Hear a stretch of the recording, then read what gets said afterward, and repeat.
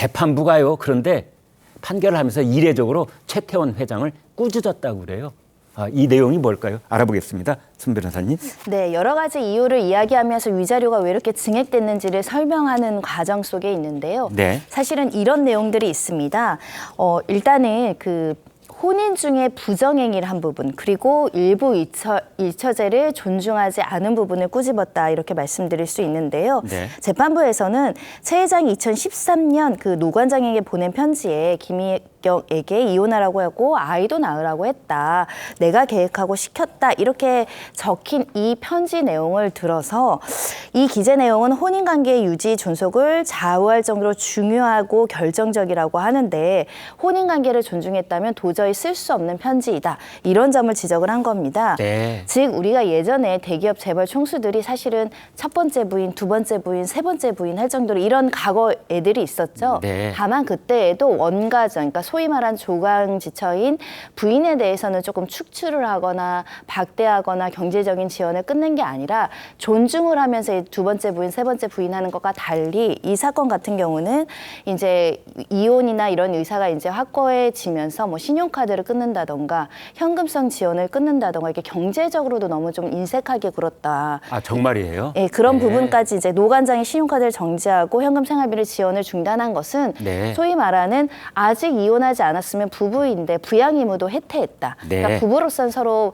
부양할 의무가 있는데 이쪽은 경제적으로 200억대를 지원하면서 여기는 신용카드를 끊는 그 행위 자체가 너무 어떻게 보면 부부로서는 해서는 안 되는 행동 아니냐 이런 네. 점이 지적이 됐다라는 것이고요. 네. 그리고 부정행위를 한 시점에 대해서도 논란이 있었는데 재판부는 훨씬 주장보다 앞서서 부정행위를 시작했을 수 있다라고 이야기를 하면서 일단 김 전 SK 해운 고문 회사에 이제 김 씨가 취직한 점을 들어서 이렇게 취직을 시켜서 일을 해서 급여를 줬다라는 부분에 있어서는 부정행위가 그때부터 시작되지 않았으면 이렇게 취직하고 경제적인 급여를 받을 수 있도록 지원을 했겠느냐 이런 의문을 품으면서 노 관장이 이제 재판 전후 과정에서 이제 암 투명을 했었던 적이 있었거든요. 네. 유방암 때문에 이제 치료를 받고 이렇게 좀 한 경위들이 있었는데 이것조차 이렇게 남편이 이런 행동을 하니까 정신적 충격으로 질병이 생긴 거 아니냐 네. 이런 점까지 지적이 됐습니다.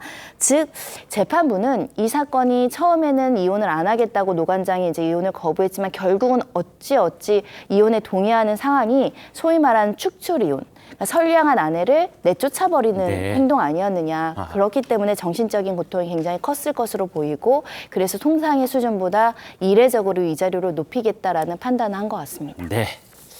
항소심 재판부의 그 선고 내용이 아주 포괄적으로 이제 다방면을 다 짚어서 그렇게 얘기를 했다고 볼 수가 있겠는데 호 대변인께요.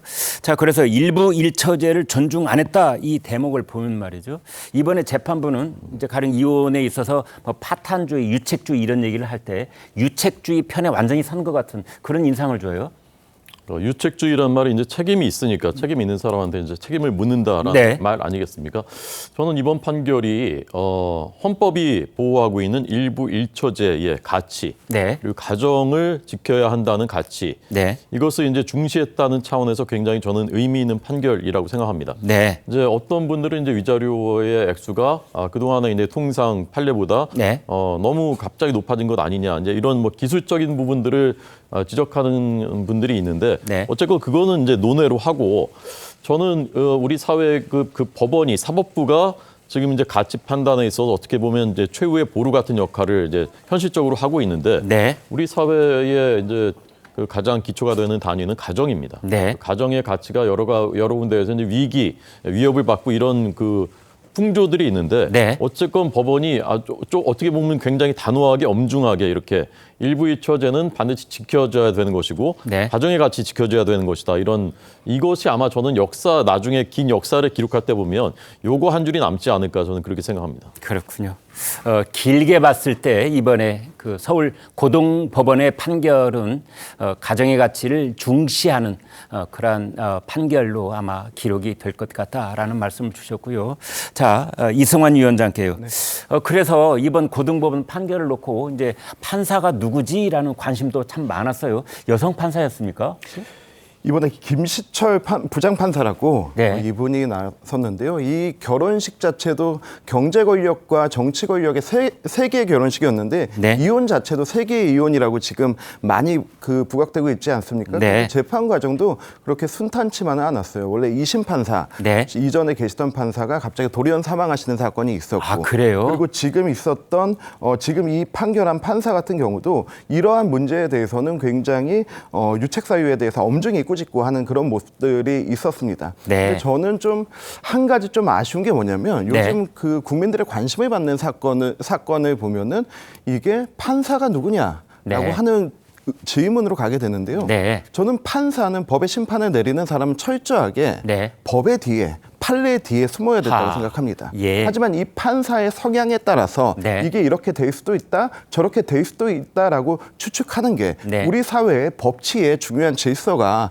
무너지는 것이 아닌가라고 네. 하는 생각이 들고요. 그리고 앞서 우리 호준석 위원장께서 말씀 주신 것처럼 이 가정의 가치를 지키는 이런 네. 부분에 대해서는 하나의 의미 있는 또 판례가 될 거라고 생각하는데, 지금 이 부분은 노소영 부부에 대한 어떤 이혼의 문제뿐만이 아니고 연예계에도 이런 사례가 있지 않습니까? 네. 그 홍상수 감독과 김민희 예. 배우 간에 또 그런 문제도 있고, 그리고 또 정치권에 가면은 예전에 이재명 대표의 여배우 스캔들 문제도 있고, 이런 부분들에 대해서 너무 어떤 가정이 깨지고 이런 부분에 대해서 쉽게 대해지는 이런 모습은 좀 사라져야 되지 않나 생각합니다. 네, 이런 식으로 사회적 관심이 총 집중되고 있는 사건에 대한 판단이 법원으로부터 나올 때 판사의 성향을 따지는 일은 이제 관둬야 될 시점이 아닌가라는 취지로 말씀을 주셨습니다.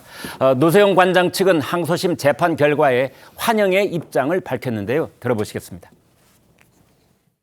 혼인의 순결과 일부 일처제주의에 대한 헌법적 가치를 깊게 고민해 주신 아주 훌륭한 판결이라고 그렇게 생각합니다. 노소영 관장 측은 이제 훌륭한 판결이라고 환영 의사를 내놓았는데, 그렇다면은 최태원 회장 측 반응은 어떨까요? 알아보겠습니다. 한 기자.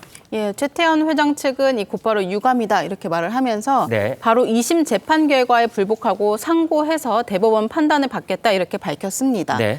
그러면서 최선의 노력을 다해서 재판에 임했고 이 상대방의 많은 거짓 주장에 일일이 반박 증거를 제출해서 성실히 증명했다고 말했는데, 그런데도 재판부가 처음부터 이미 결론을 정해놓은 듯 편향적이고 독단적으로 재판을 진행했다 이렇게 반발을 했습니다. 이 SK 내부에서도 판결 내용을 전혀 예상하지 못한 분위기였는데요. 이 최 회장 측의 손을 들어준 1심 제3분할 600억대 이 판결과 별반 다를 바가 없다 이렇게 예상을 해왔다고 합니다. 이 SK가 별다른 공식 입장을 내진 않았지만 이 내부에서는 좀 최악이다, 편파의 판결이다 이렇게 불만 섞인 반응이 나오고 있습니다. 네.